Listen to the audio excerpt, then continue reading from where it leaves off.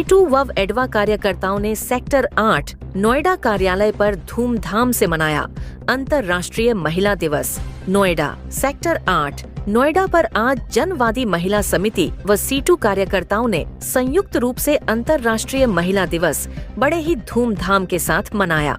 इस अवसर पर आयोजित विचार गोष्ठी कार्यकर्ता बैठक को संबोधित करते हुए जनवादी महिला समिति दिल्ली एनसीआर राज्य अध्यक्ष कामरेड मैमुना मौला कहा कि अंतर्राष्ट्रीय महिला दिवस महिलाओं के संघर्ष की विरासत को याद करने का दिन है और भविष्य के संघर्षों की तैयारी का उत्सव है। महिला दिवस मनाने का उद्देश्य यही है कि हम महिलाओं के संघर्ष में भागीदारी करें और उनके साथ खड़े हो। महिलाओं ने अपनी एकता के दम पर इतिहास रचने का काम किया है और अपने संघर्षों के दम पर हुक्मरानों को झुकने के लिए मजबूर किया है और अपने हक अधिकार हासिल किए हैं। कार्यक्रम में जनवादी महिला समिति के नेता रेखा चौहान, चंदा बेगम, सरोज, मोनिका गुड़िया देवी, किसान परिषद की नेता बबली शर्मा, सीटू नेता कामरेड पीवी अनियन, मधु, रामसागर, गंगेश्वर दत्त शर्मा, पूनम देवी, मंजू राय, राम स्वारथ, विकास कुमार, अमी चंद, मुकेश कुमार राघव, फिरोज, माकपा नेता भीखू प्रसाद, रमाकांत सिंह, नरेंद्र पांडे आदि ने अंतर्राष्ट्रीय महिला दिवस के महत्व और महिलाओं के संघर्ष व वर्तमान हालात आदि पर विस्तार से विचार रखते हुए कार्यक्रम को संबोधित किया। नोएडा से संतोष कुमार की रिपोर्ट। एमसीडी में काम करती हूँ, वैसे सरकारी नौकरी है लेकिन कॉन्ट्रैक्ट पे काम करती हूँ और सीटू दिल्ली राज्य कमेटी की मेंबर भी हूँ। कामकाजी महिला समन्वय समिति की सदस्य हूँ मैं और सीटू के साथ हमने काफी संघर्ष किया है। महिलाओं को आज के समय में भी बहुत ज्यादा संघर्ष करना पड़ रहा है, उनके ऊपर दोहरी जिम्मेदारी है। तो सबसे पहले हम महिलाओं के लिए सिर्फ समानता का अधिकार चाहते हैं, जो इतने वर्षों के बाद भी नहीं मिला है, न घर में, न कार्यस्थल पे, न समाज में, न परिवार में, कहीं पे भी अभी समानता का ही अधिकार नहीं दिया गया। तो उससे आगे की बात हम कैसे कर सकते। आप में से बहुत सी महिलाएं होंगी जो काम करने के लिए जाती हैं। ऐसा नहीं है कि महिलाएं कम मेहनत कर रही है, वो दोहरी जिम्मेदारी निभा रही है, उनके ऊपर चुनौतियां भी दोहरी हैं। घर बच्चों के साथ साथ वो परिवार को आर्थिक मजबूत करने के लिए भी सहयोग कर रही है और ऐसा पुराने समय से ही हो रहा है। ऐसा नहीं है कि आज महिलाएं पढ़ लिख गई हैं तो घर से बाहर निकली। प्राचीन समय में खेतों में महिलाएं काम करती थी, लेकिन आज वो पढ़ लिख के बाहर जा रही हैं। उनमें सोचने समझने का और दुनियादारी के बारे में समझ विकसित हुई है, तो वो सवाल खड़े करने लगे और इसी चीज से लोगों का थोड़ा वो होता है कि ये सवाल क्यों होता है। अपने अधिकारों के विषय में उसे जानकारी हुई है, इसीलिए वो सवाल खड़े कर रही है और अपने अधिकारों के लिए मजबूती से लड़ रही है और ये बहुत अच्छी बात है। हर महिला को अपने विषय में खुद ही सोचना पड़ेगा, कोई दूसरा नहीं करेगा कि ये बेचारी है। बेचारी हम खुद अपने आप को बनाते हैं। संवैधानिक रूप से महिलाओं को समान अधिकार 1950 में ही दे दिए गए हैं, लेकिन हमें उनकी समझ नहीं है। इसलिए महिलाओं को जरूरी है कि घर के काम के साथ साथ अपने अधिकारों के बारे में जाने। कहीं आपको मीटिंग में बुलाया जाता है, वहाँ पे जाएं। जैसे कि आप मजदूरी करते हैं, महिला भी समान मेहनत कर रही है लेकिन उसको उस समान मेहनत का समान वेतन नहीं दिया जाता। ऐसा होता है ना कि आदमी की सैलरी अलग होती है, आदमी की मजदूरी अलग होती है, महिला की अलग होती है, लेकिन ऐसा नहीं होना चाहिए। कभी ऐसा हुआ है कि चावल महिला को 40 रुपए किलो मिलेंगे, आदमी को 50 रुपए किलो मिलेंगे? ऐसा हुआ है कभी? इस रूप में कभी फायदा नहीं मिला ना। तो ये उसके साथ भेदभाव क्यों किया जाता है कि उसको पूरा वेतन नहीं दिया जाएगा? क्या वो कम मेहनत करती है? जी नहीं, वो डबल मेहनत करती है और ये हमको ही इसका विरोध करना पड़ेगा। होता क्या है कि जब विरोध करते हैं तो उससे भी उसको घर बैठा दिया जाता है कि इतना ही मिलेगा, करना है करो, नहीं तो मत करो। लेकिन ये गलत है। उसके लिए ट्रेड यूनियनों की भूमिका बनती है कि महिलाओं को जागरूक किया जाए, एकत्रित किया जाए और समान काम के लिए समान वेतन हमारी पहली मांग है। ये बहुत आवश्यक है। हमारे समाज में महिलाओं पे अत्याचार पहले भी होते थे, अब भी होते हैं। जैसे कि लड़कियों का बलात्कार होता है और ऐसा जरूरी नहीं है कि जो लड़कियां घर से बाहर निकल रही हैं उनके साथ गलत होगा। कह दिया जाता है रात में अकेली क्यों गई, लेकिन अधिकतर जो बलात्कार के मामले हैं वो ऐसे हैं कि घर की बच्ची का बलात्कार उसके ही किसी रिश्तेदार ने किया। ऐसा होता है ना। लेकिन ये बड़े ही अचंभे की बात है कि उसकी माँ या परिवार की किसी बड़ी महिला द्वारा उसको चुप करा दिया जाता है कि आप इसके खिलाफ आवाज मत उठाओ, कोई क्या कहेगा।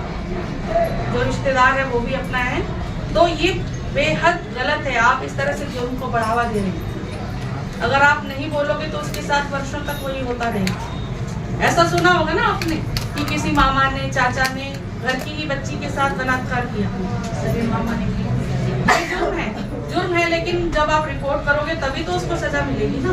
आप अगर उसको, लड़की को चुप कर दोगे तो वो सजा जीवन भर उस बच्ची को मिलेगी। वो कभी भूल पाएगी, कभी इस समाज में आगे बढ़ पाएगी। वो हमेशा उस मानसिक यंत्रणा से गुजरती रहेगी। इसीलिए सभी महिलाओं को मजबूती से कि महिलाओं के लिए सिर्फ यही काम है, और जिन लोगों ने भी सदियों पहले ये तय कर दिया, आज तक वो जो है तो महिलाओं के लिए एक अभिशाप बन गया वो। और इस बात को महिला, जैसे कई बार बोलते हैं ना कि सास ही बहू का के ऊपर अत्याचार करवाती है, वो सास नहीं करवा रही है। वो दरअसल में सदियों की जो विरासत है विचारों की, उसने वो सास के दिमाग में भी ऐसी जकड़न बना ली है कि सास को भी वही सही लगता है जो वो करती है।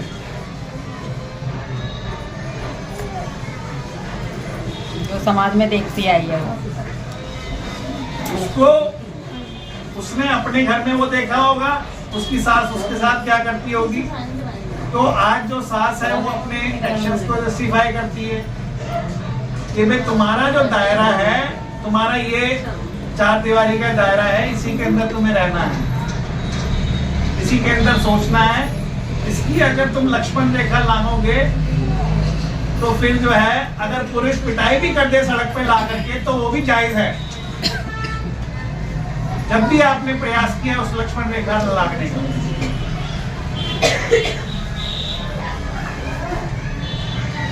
मैं जो बात रखना चाहता हूँ साथियों, ये महिला समिति और CITU की एक संयुक्त बैठक है, मगर हमें किस बात पर विचार करने की जरूरत है कि लगातार जिस प्रकार से पूंजीवादी शक्तियों का हमला है, जिसमें लगातार चाहे पुरुष हो चाहे महिला हो, घर के बाहर हो या घर के अंदर हो, उनका लगातार जीवन कठिन से कठिन होता जा रहा है। हो रहा है कि नहीं हो रहा है? महंगाई से सब परेशान है कि नहीं है? और महंगाई के अनुपात में क्या जो लोग भी काम करते हैं क्या उनको वेतन मिलता है? नहीं मिलता। और इसको पसंद नहीं आएंगे, विचार हो जाएगी।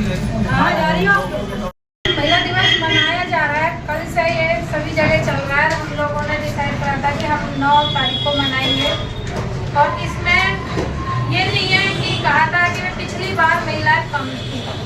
हाँ कम थी, मगर उससे पहले कितनी थी? हमने रोड पे मनाया था, बहुत अच्छी भूमिका महिलाओं की रही थी। हमने उससे पहले भी मनाया था, उससे ज्यादा महिलाएं थी। पिछली बार जो महिला नहीं आ पाई थी उसका एक कारण था कि हम जो प्रचार था उसमें हमारी थोड़ी ढील रही थी। अब की बार महिलाओं में थोड़ी समझ आई है, क्योंकि देखो एक महिला ही होती है जो सुबह 4 बजे से उठती है, रात को 12:30 बजे तक सोती है। कोई पुरुष सोया है, कोई पुरुष उठा है, नहीं उठा ना। हम ये नहीं कह रहे कि पुरुषों की हम निंदा कर रहे हैं। हम अपने काम अगर डायरी पे हम लोग लिखते हैं पूरे दिन के काम, और हम अपने बेटा को और अपने पति को या हमारे घर में रहे बुजुर्ग को, ससुर को समझा पा रहे हैं कि ये काम मैंने करे हैं पूरे दिन में, तो मुझे लगता है कि घर में हमें सामान जो हमें समझा पा रहे हैं उन लोगों को, वो हमें मिलेगा सम्मान। क्योंकि कमियां ना हमारे अंदर हो रही हैं, हम परिवार को नहीं समझा पा रहे हैं। हम महिलाओं की भी कमी होती है, ये नहीं है कि पुरुषों की कमी होती है। भाई देखो, दिमाग हमारे अंदर है तो दिमाग पुरुषों के अंदर भी है। महिला कई नाम आते हैं उनके, नारी शक्ति है, झांसी की रानी है, बहुत सारे नाम होते हैं, मगर ये हम समझाएंगे और ज़रूर लोगों की समझ में भी आएगा, और हम महिलाएं और साथी हमारे सब मिल करके हम एक नया समाज बनाएंगे जहाँ इस तरह के शोषण ना हो, इस तरह के अत्याचार ना हो, वो हम बनाएंगे, जरूर बनाएंगे। वो वक्त आएगा, हमारा संघर्ष जारी रहेगा, हम संघर्ष करेंगे और साथियों हम जरूर जीतेंगे। बहुत बहुत शुक्रिया।